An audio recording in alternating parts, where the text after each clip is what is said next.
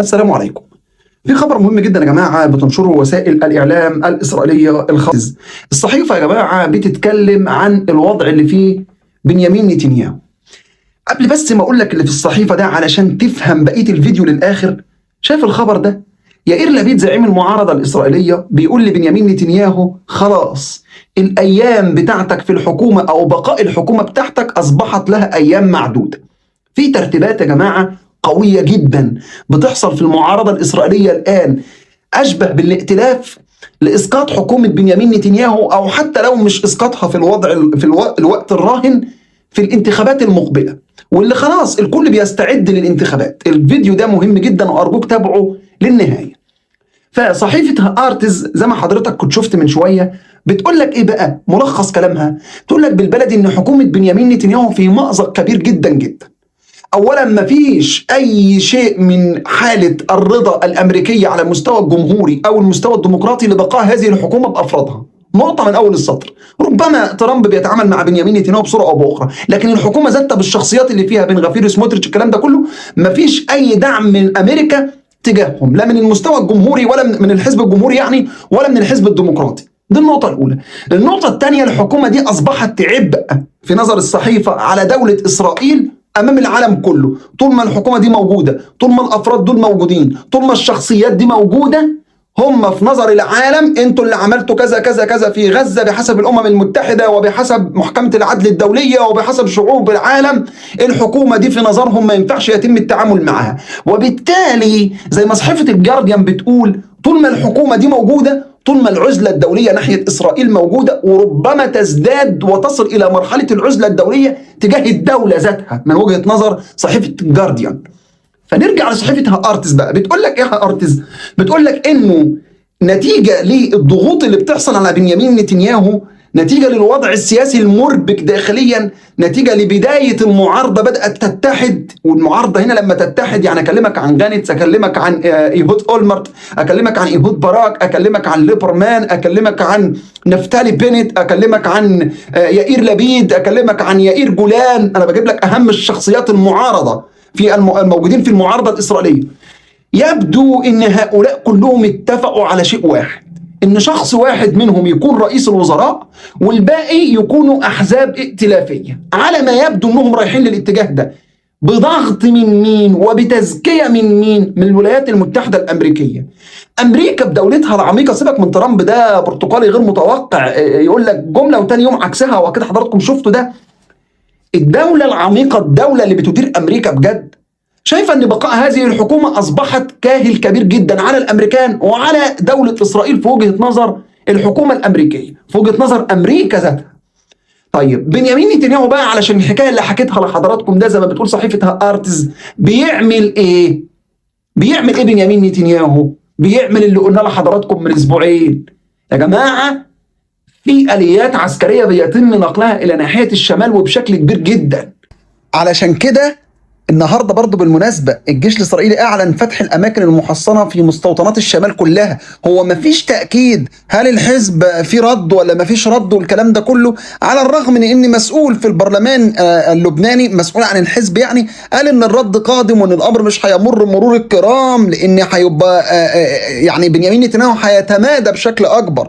في كلام ان احتمال ان يكون هناك رد من ناحيه لبنان في حالة من الاستفزاز هم بيقوموا بيها، وعلى ما يبدو ان اللي هيدفع الثمن ده هتكون لبنان. لو تفتكروا قلنا لحضراتكم اكتر من مرة، ووارد ان بنيامين نتنياهو يروح لعملية عسكرية مع ايران. نحن ذاهبون الى المعركة فلا تحدثون على الانتخابات. ده اللي الصحيفة الاسرائيلية قالته بقى.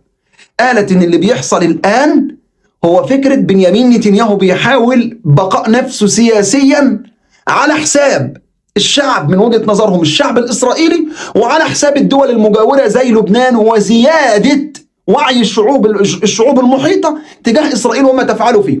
ده اللي بتقوله الصحيفة الإسرائيلية اللي كنت عارض البوست بتاعها أو الخبر بتاعها لحضراتكم.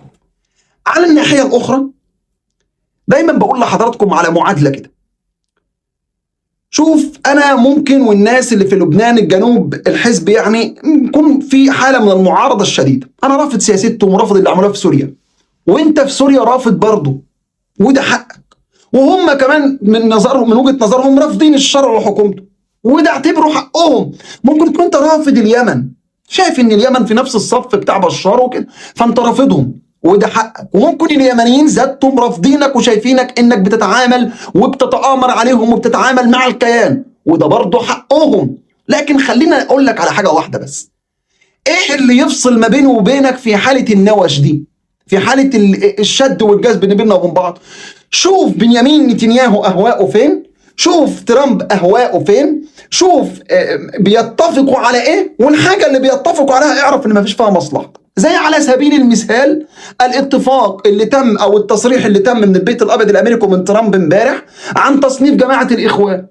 لما تدخل تشوف الاخبار اللي بيتكلم عنها بنيامين نتنياهو وترحيبه، واكيد حضراتكم شفتوا، مفيش داعي نعرض لحضراتكم الاخبار.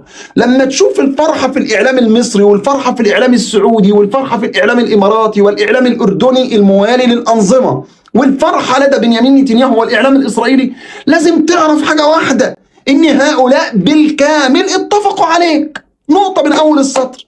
القاعده بتقول لك ايه؟ اتبع سهام خصمك. لو اختلط عليك الامر اتبع سهام خصمك.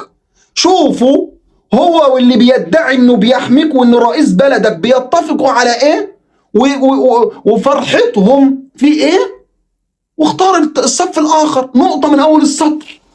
فشوفوا التصريحات اللي خرجت من بنيامين نتنياهو بيرحب وبيشكر ترامب على تصنيف جماعة الاخوان. فازاي هنا بقى تسأل نفسك السؤال، انا كنت طنبوشة، مش بجمع، لكن اللي كان بيقتنع بتصريحات الأنظمة وإعلامهم أنا كنت طنبوشة. إزاي قالوا لي إن الإخوان ممولين أمريكيا وبيدعموا إسرائيل، وإسرائيل بترحب بحظرهم، وأمريكا بترحب بحظرهم، والأنظمة بتاعتنا بترحب بحظرهم؟ يبقى الإخوان كانوا بيأسسوا لفكرة ولمنهج ضد هذه الدول، ضد مثلا الكيان، ضد أمريكا وغلمان أمريكا والكيان اللي هم الأنظمة، هم أداة أمريكا للتنكيل أو للانقلاب على التجارب الديمقراطية اللي كان فيها الإخوان. أنا مواطن للأسف الشديد ارتضيت أن أكون طنبوشة، يضحك عليا السيسي، يضحك عليا ابن سلمان، يضحك عليا ملك الأردن وابن زايد، ويقول لك الإخوان دول ضد البلد، ضد العروبة، ممولين إما أمريكيا، دول مش عارف إيه إسرائيليا. فتخرج لك إسرائيل عشان ترحب بالإخوان. بكرة الصبح هتتهم الإخوان بقى ممولين من مين؟ من مين؟ من بريطانيا أهي بتناقش حظرهم. من مين؟ يبقى المعادلة إن هؤلاء كانوا عارفين إن الإخوان ضد منهجهم. المنهج النون بقى الله ينور عليك، منهج تشتيت الأمة. يا عم لا، مالكش دعوه بقى بالجنوب اللي في لبنان، سيبك منهم، دول مش مننا، وسيبك من اليمن، دول مش مننا، وسيبك من قطاع غزه، دول مش مننا، وسيبك من الضفه الغربيه، دول مش مننا. تشتيت الأمة صب في مصلحة مين؟ الكيان اللي هو رحب بتصنيف جماعة الإخوان.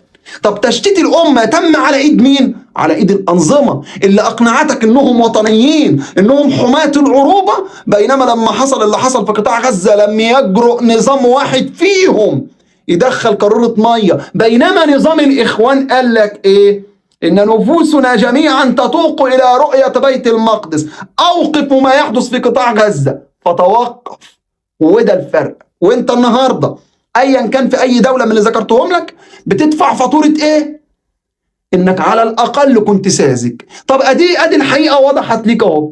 لو فضلت مقتنع برؤيه هذه الانظمه او يعني بالسيمفونيه بتاعتها، بتتحول من ساذج الى خائن لارضك ووطنك وشعبك. واسف للاطاله على حضراتكم. سلام الله عليكم ورحمته وبركاته.